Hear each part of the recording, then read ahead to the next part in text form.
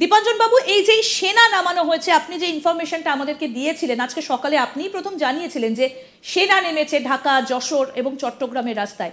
এর নিয়ন্ত্রণ কার কাছে? ইউনূস সরকার তো পাপেট। দেখুন, সেনা কিন্তু বিশেষ করে নেমেছে সিলেটে, সুমনগঞ্জে, যেখানে হিন্দুদের গ্রামকে গ্রাম জ্বালিয়ে দেওয়া হয়েছে, ধর্মস্থান পুড়িয়ে দেওয়া হয়েছে, ভেঙে দেওয়া হয়েছে। সেনা কিন্তু ওখান থেকে শুরু হয়েছে, কারণ বাংলাদেশের সমস্যা হচ্ছে এখনো আপনি কোনো সমর্থিত বা সরকারি ভাষ্য পাবেন না, অসমর্থিত খবরগুলো আসছে। তবে নিশ্চিতভাবে সেনা কিন্তু নেমেছে বাংলাদেশের মাটিতে।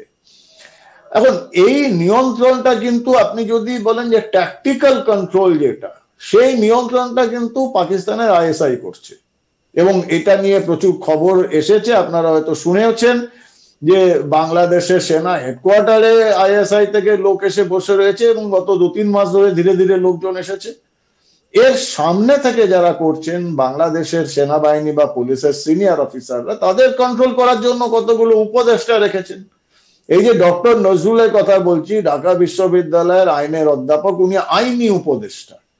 এই আইনি উপদেষ্টার ব্যাপারে বাংলাদেশের সমস্ত শুভবুদ্ধি সম্পন্ন অসাম্প্রদায়িক লোকরা বলেন যে এই ভদ্রলোকটি আদ্যপান্ত হেফাজতের মতো একটা কট্টর সাম্প্রদায়িক ইসলামিক মৌলবাদী দলের উনি দালাল, এবং উনি নাকি প্রচুর খুবই নাকি উনি ক্লোজ পাকিস্তানের আইএসআই।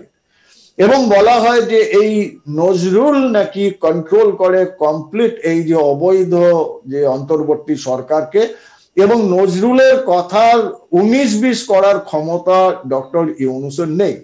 আপনি দেখেছেন যে বহু জেলবন্দি সন্ত্রাসবাদীকে ছেড়ে দেওয়া হয়েছে, জেল ভেঙে ওদের বার করা হয়েছে। এই পুরো ব্যাপারটা কিন্তু সরাসরি আইনি উপদেষ্টা নজরুল কন্ট্রোল করছে।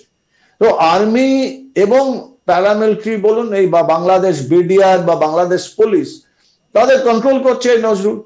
এখন দেখা যাক সেটা এখন আবার আর্মি বা প্যারামিলিটারি বা পুলিশের মধ্যে কোনো অভ্যুত্থান হয় কিনা, কারণ কোন দেশেরই আর্মি বা পুলিশের লোক তারা নিজেদের দেশের নাগরিক, নিজেদের ভাই বোনদের হত্যা করতে চাইবে না।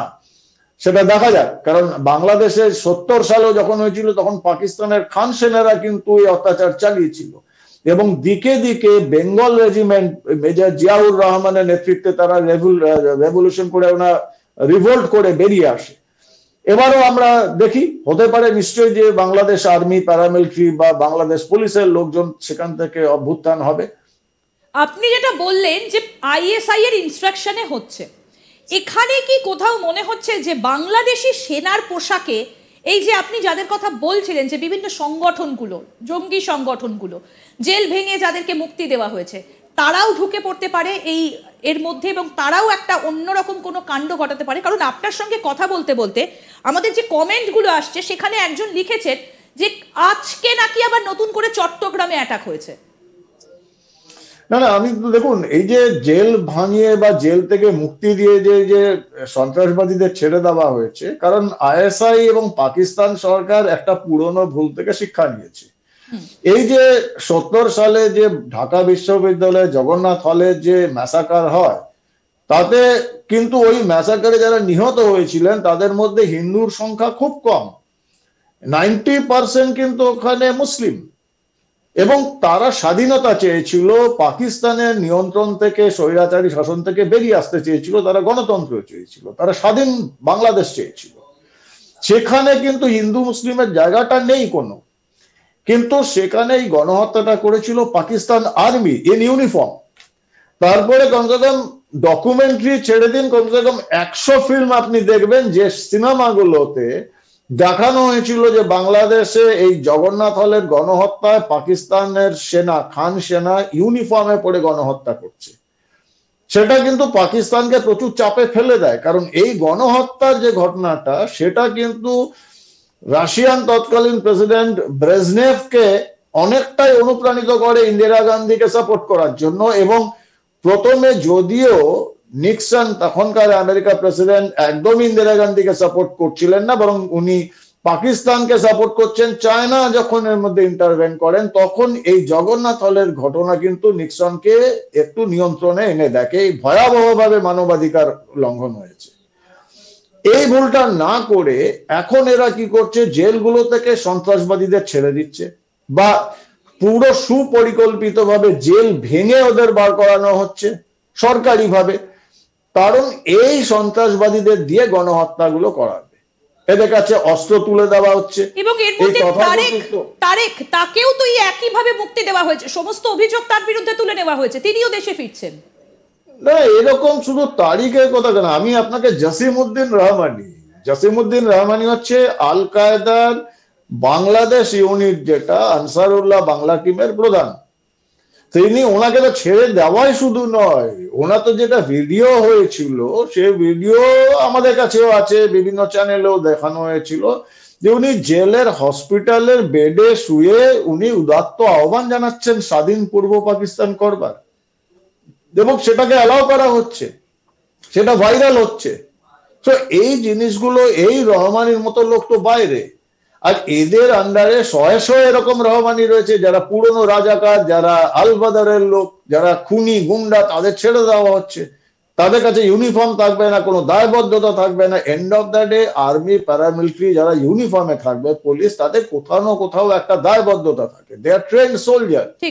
নিজের দেশে নিরীহ মানুষকে হত্যা করতে দুবার চিন্তা করবে, এই আলবাদাররা চিন্তা করবে না, এরা তো মারবে। আর ধরতে পারবেন না তো আপনি, সবাই তো বলবে জনগণ করেছে।